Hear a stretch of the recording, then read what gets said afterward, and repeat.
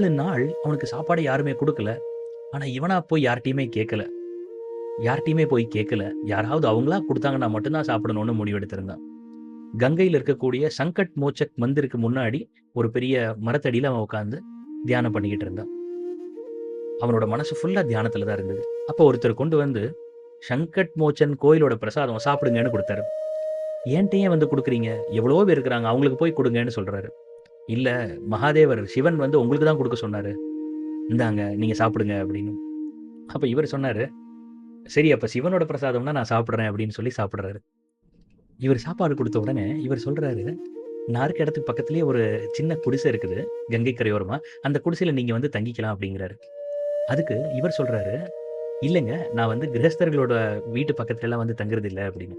அப்ப அவரு சொல்றாரு, நான் கிரகஸ்தன்னு உங்களுக்கு யாரு சொன்னா? நானும் ஒரு சன்னியாசி தான் அப்படின்னு சொன்ன உடனே, ஒரு புது